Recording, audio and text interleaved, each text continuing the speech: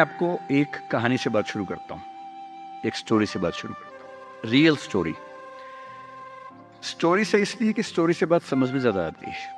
और as a parent, मेरा एक बेटा है, 17 का होने वाला है। नहीं होने वाला नहीं, हो गया है, 3 दिन पहले हो गया है, अभी अभी हुआ है।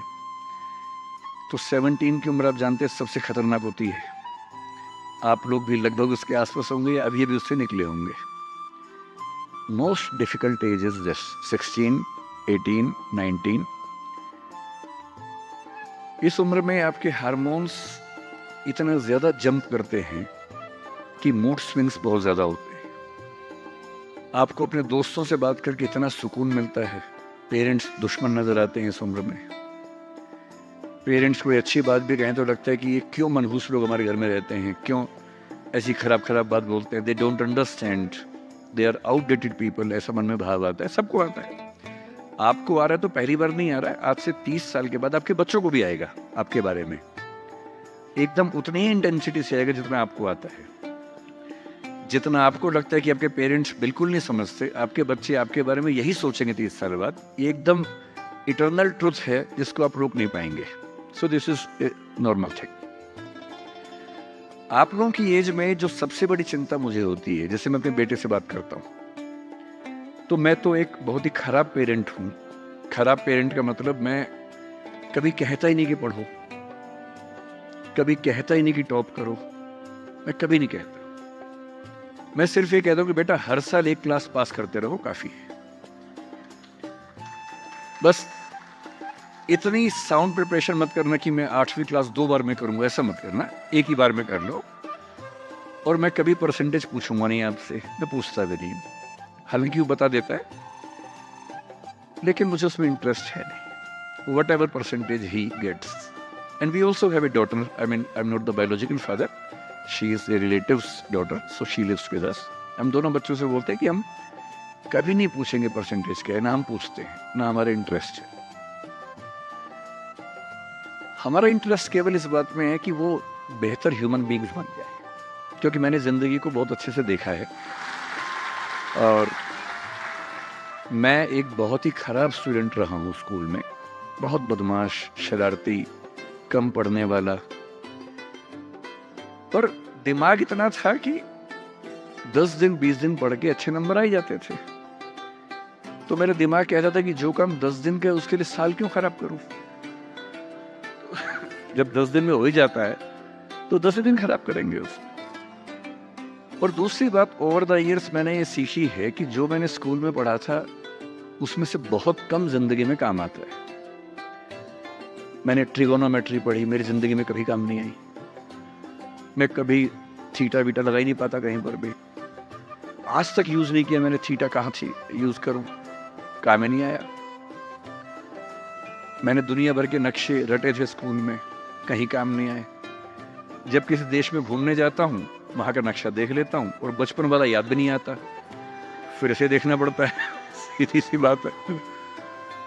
तो मैंने फील किया कि ज्यादातर चीजें जो स्कूल में हम पढ़ते हैं, कॉलेज में पढ़ते हैं, वो जो नॉलेज है वो जिंदगी में बहुत काम नहीं आती। जब काम आता है वो और चीज है। मैं उस पर ज्यादा बात करूंगा आपसे।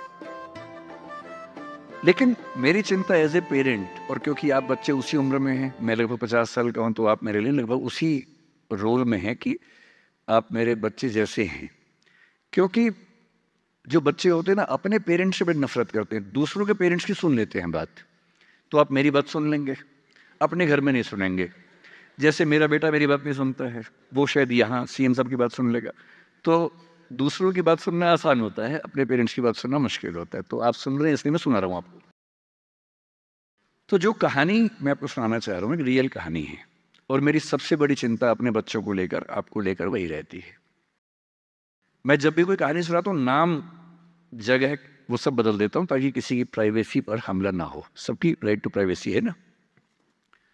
एक बच्चा था जिसको मैं जानता हूँ, बचपन से जानता हूँ, बहुत ही जबरदस्त आर्टिस्टिक बच्चा, म्यूजिक का उस्ताद। उसके घर में लगभग सब लोग म्यूजिक के उस्ताद थे। इंस्ट्रूमेंटल म्यूजिक, वोकल म्यूजिक, हर चीज में अच्छा, पढ़ने में भी ठीक, बढ़िया। और जब हम स्कूल में थे, वो मेरी क्लास में तो नहीं था, थोड़ा सा अलग क्लास में था, पर स्कूल में बहुत पॉपुलर था being into music. I was in debating, he was into music.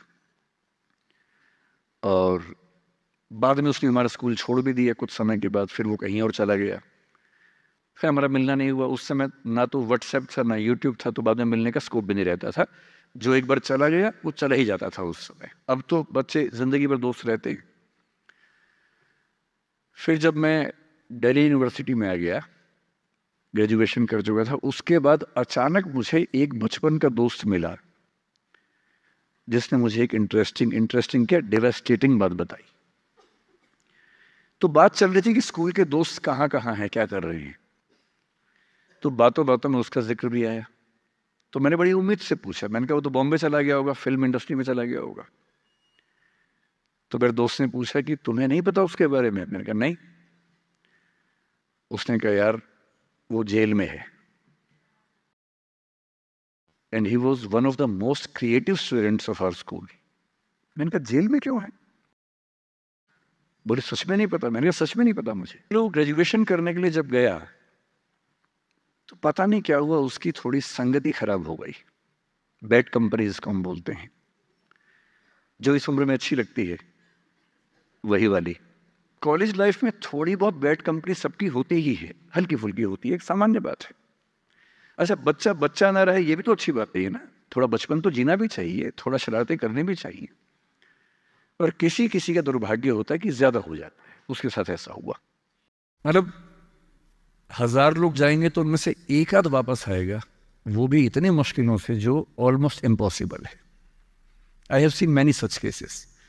Social welfare department से मेरे कई दोस्त ऑफिसर से, तो मैं उनसे जब पूछता हूँ, बताते हैं मैंने ऐसे लोगों को देखा है 10-10 साल से स्ट्रगल कर रहे हैं एडिक्शन से बाहर आने के, नहीं आ पा रहे, खत्म हो गए हैं। उस बच्चे को ड्रग्स की आदत पड़ गई कॉलेज में जाके, पेरेंट्स को पता ही नहीं था। तो जब पेरेंट्स को भनक लगी तो उसको दबाव बनाया कि तुम घर आ जाओ। अब वो जिस कंपनी में था, दोस्तों वाली कंपनी में, वहाँ अब ड्रग्स तो बहुत महंगे होते थे, पैसे घर से बहुत कम आते थे, जितने पैसे एक मिडिल क्लास फैमिली दे सकती है। अब वो घर से ज़्यादा पैसे मांगने लगा, पैसे मिलते नहीं थे। उसको अपने ही घर के लोगों पर गुस्सा आने लगा। तो एक बार वो अपने घर आया हुआ था छुट्टियों में, और वहाँ भी वो कुछ कुछ करता रहता था। उसके पेरेंट्स ने उसको बहुत समझाया कि बेटा ऐसा मत करो। और एक दिन इस बात पे झगड़ा बढ़ गया। भाई आप पेरेंट्स की चिंता समझेंगे आज से 30 साल बाद, जब आपके बच्चे इस एज में होंगे ना, आपकी नानी मर जाएगी उस समय। नानी मरना एक मुहावरा है, इसका मतलब बहुत चिंता में रहेंगे उस समय आप। और उस दिन पता नहीं क्या हुआ, एक झगड़ा हुआ, क्योंकि जो एडिक्शन के शिकार हैं उनका दिमाग उनके कंट्रोल में नहीं होता है। यहाँ तक कि जो ड्रिंक करते हैं, ड्रिंक एक लेवल से ज़्यादा कर लें तो दिमाग कंट्रोल से बाहर निकलने लगता है। ड्रग्स में तो ये एलिमेंट बहुत ज़्यादा होता है। और आधी रात को उसने क्या किया, उसने अपनी फैमिली के 5 लोगों का मर्डर कर दिया। मर्डर। उसने खाने में जहर मिलाया, लगभग सब लोग उससे मर गए। एक मेंबर नहीं मरा क्योंकि उसने खाना खाया नहीं उस दिन, तो उसको उसने अलग से मारा। और ये बात है जब उसकी उम्र लगभग 17-18 साल की थी, या 19 के आसपास रहा होगा। उसके बाद वो जेल गया। मुझे उसके बाद से पता ही नहीं कि क्या हुआ, फांसी हुई या उम्र कैद हुई या क्या हुआ, ना तो मुझे पता है, ना मैं इंटरेस्टेड हूँ जानने में। मैं उसका नाम हम सब जानता हूँ, एंड 1-2 क्लास स्कूल में ऐसी थी कि वो हम आसपास थे, जानते थे, पहचानते थे एक दूसरे को।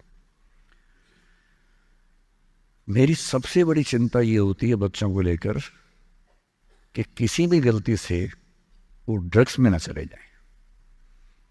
आप सबसे रिक्वेस्ट कर रहा हूँ हाथ जोड़ के, कुछ भी कर लेना, ये मत करना। बदमाशी करो, शरारत करो, थोड़ा इश्क विश्क होगा करो, कोई दिक्कत नहीं।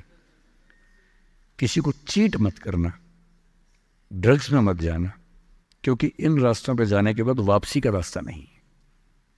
पूरी जिंदगी खत्म हो जाती है। एक शायर ने कहा है, बस एक कदम गलत उठाता राह शौक में, राह शौक का मतलब शौक के रास्ते पर चल पड़े थे, बस एक कदम गलत उठाता राह शौक में, मंजिल तमाम उम्र मुझे ढूंढती रही। मेरी मंजिल जिंदगी भर मुझे ढूंढती रही, कहाँ चला गया? सिर्फ एक गलती हुई थी और उस एक गलती ने कहीं का नहीं छोड़ा। आपको लग रहा होगा कि ये तो पापा जैसा है, प्रीच कर रहा है हमें, पापा डोंट प्रीच वाला भाव मन में आ रहा होगा अपनों के, पर मेरा काम ही है, मैं क्या करूं? मुझे जितनी चिंता अपने बच्चे की उतनी आपकी चिंता है, तो मैं तो बोलूंगा। आप मानेंगे नहीं मानेंगे आपकी मर्जी है, लेकिन ईश्वर ना करे कुछ गलती हुई तो बाद में आप इस बात को याद जरूर करेंगे कि किसी ने समझाया था हाथ जोड़कर, और हम उसके बाद भी नहीं समझे थे। कुछ भी करना, उस रास्ते पर मत जाना।